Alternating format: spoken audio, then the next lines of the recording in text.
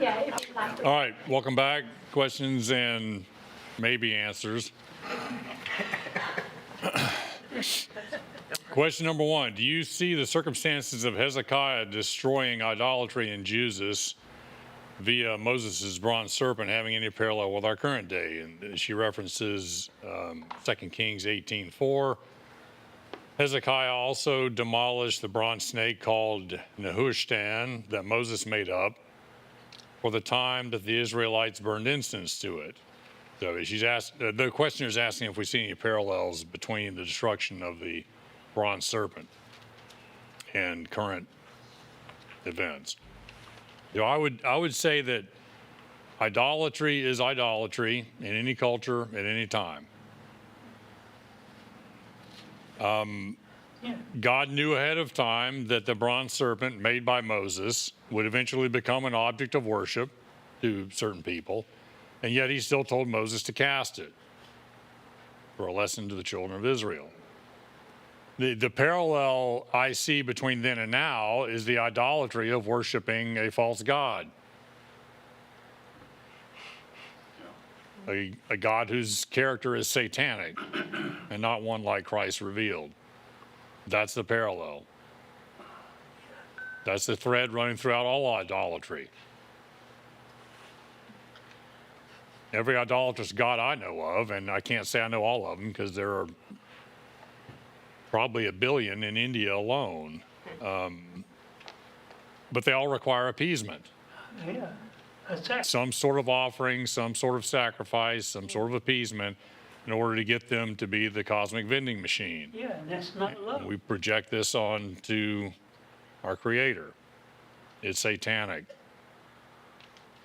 Second question, in Matthew 22 and in Ellen White's Christ Object Lessons, the parable about the wedding feast, they capitalized the word friend.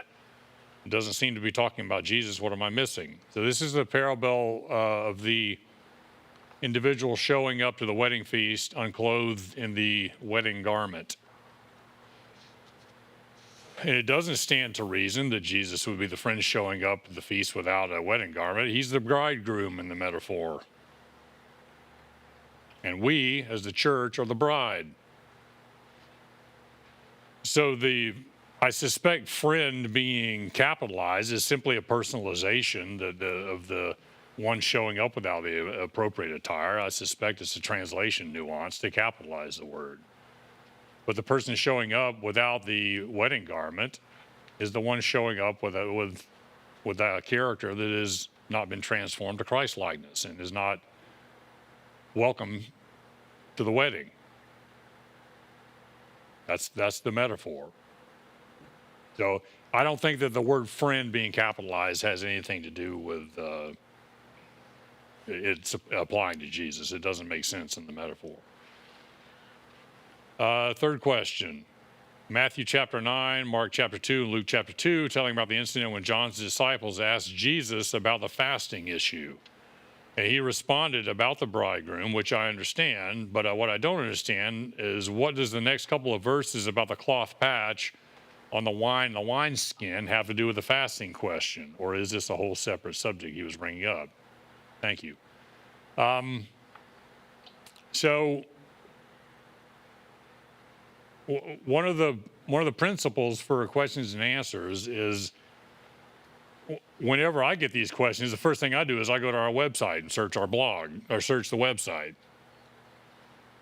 And it comes in, just so happens that there was a blog written about wine, new wine and old wineskins. It was written not by Tim, but by one of our class members.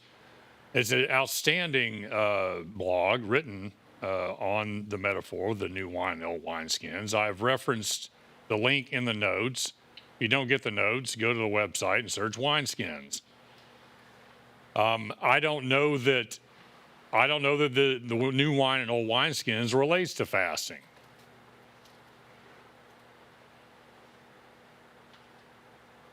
But read the blog. I think it will. If it doesn't answer your question, ask it again in the future. Tim may have some better insights.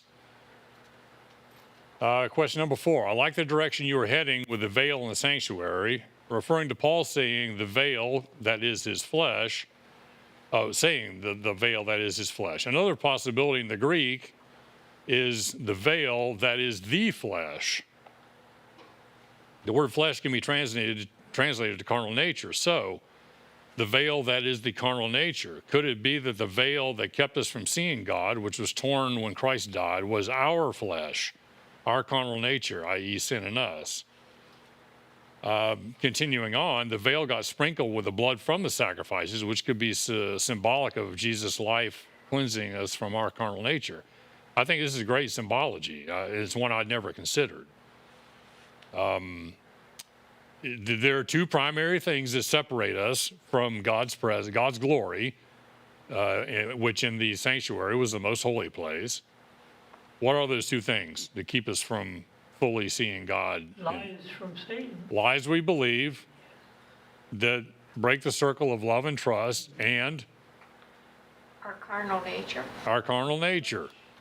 So I think that the rending of the veil at the time of Christ's death, it not only symbolizes the unmasking of Satan's lies by the truth that was presented, but it also it's the development of the remedy that was now offered to mankind. So I think the rending of the veil symbolizing the destruction of the carnal nature. I think it's a great metaphor. So thank you for that. And it's also interesting that the veil was, they take the trouble to say the veil was rent from the top. Top to bottom. Yeah. Not from us to God, but from God to us. Yep. By God's hand. Next question. I was amazed and appreciated your recent message about us being lights rather than reflectors. I've since become curious about physical light in us. I know we emit low levels of infrared light, and I've been reading about biophotons that our cells put out, which assist in differentiating cells. Do you think this might be a small part of our original light in God's design, i.e. Adam and Eve being clothed by light, or Moses' face shone light after being in God's presence? Do you have any insights? I think it's reasonable that we did before sin and will again radiate actual light, not simply be reflectors. How this occurs and the physics behind it will be one of the subjects I look forward to studying. I'm not familiar with biophotons, so you're one up on me with that one, with the question. You know, with when Dr. Tim Jennings was going into the quantum physics and all of this, I started to realize there must be an energy that goes way beyond anything that we can think of. All this visible photon lights and stuff like that. There's an energy of God that's something that we're not even aware of. That I think would be a part of all that. I agree. Yeah. Next question. How do you determine between schizophrenia and demon possession? That's a simple one. I don't. That's a question for Tim. Ask it next time. That's not my area of expertise. Next question. Can you help me with this question found in Spiritual Gifts, Volume 3? Quote, since the flood, there has been amalgamation of man and beast, as may be seen in the almost endless varieties of species of animals and in certain races of men. So, I guess my first question is, why are you asking this? Is this statement taken out of one book in one context? Is it a salvation issue? Scripture is quite clear that all humanity has descended from Adam and Eve, one set of parents. And then after the flood, the Scripture tells us God divided the languages at the Tower of Babel. And in my opinion, based on other writings, I think he also divided races as well, or developed races. Although Scripture is silent on this, to be clear. Why did God divide the language at the Tower of Babel? What was his purpose? Spread us apart. Separate people. That was one of them. What was the bigger purpose?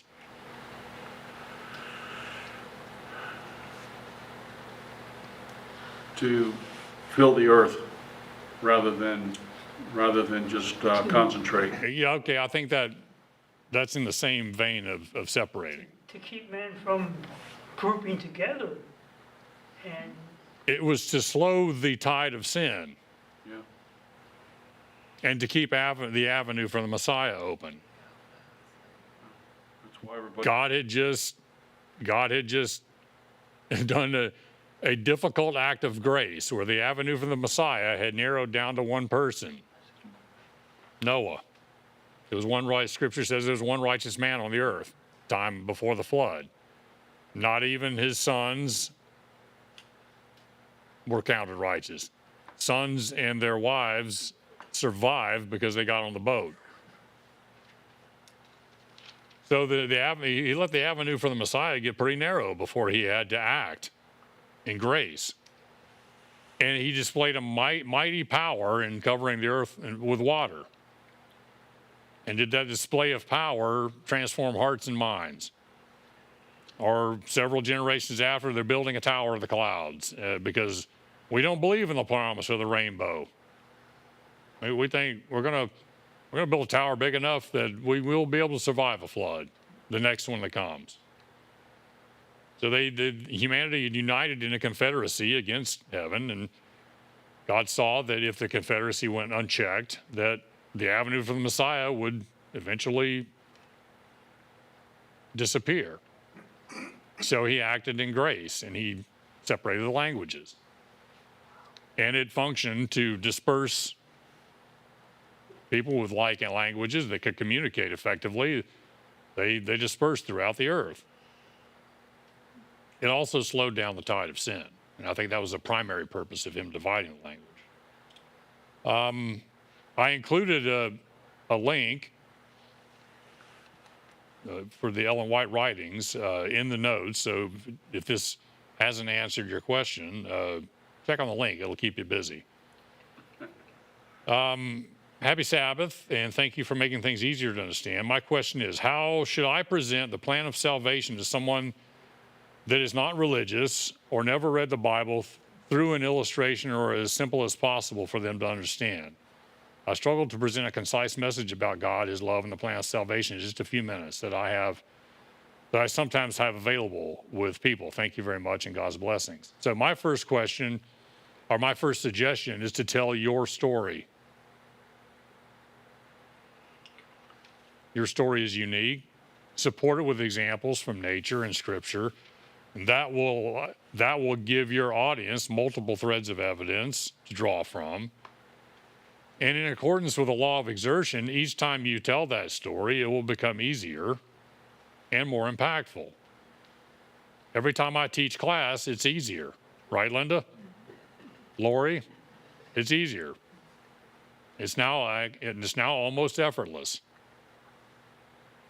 I've been doing it for 15 years now, substituting, and each time I do it, a little smoother.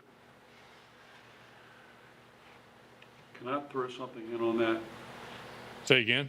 Can I throw something in on that as well? Go ahead. The beauty of this class is that we, by Tim's nature of wanting to unpack things, we have a wonderful succession, shall we say, of demythologizing God, a relationship with God. And so it becomes, what this class has become to me is a very universal way of sharing the love and the truth that we have about God and His character with others. And as far as I'm concerned, the biggest impact that we can have on the average person, especially the non-religious person, is to appeal to that sense that our free agency is what Jesus actually died for. He died for all people, not just those who love him and believe him, but he died for everybody to give Yes. them the gift Yeah, of free agency, to maintain that gift. yeah, All right, thank you. yes, that's good, yes. The so telling your story, even in just a few minutes, is also going to give you good practice because we are going to be telling our story to angels and to other intelligent beings throughout the eternity. That's going to be our job, our science and our song. Oh, aren't we telling them right now? Yeah, start practicing now. Exactly. So, last question. My question is how would you translate Exodus 25 for the remedy and make it more clear that God is not the source of inflicted punishment? Would you consider putting the whole Ten Commandments in the remedy translation? Again, this is a question for Tim. I didn't write the remedy. I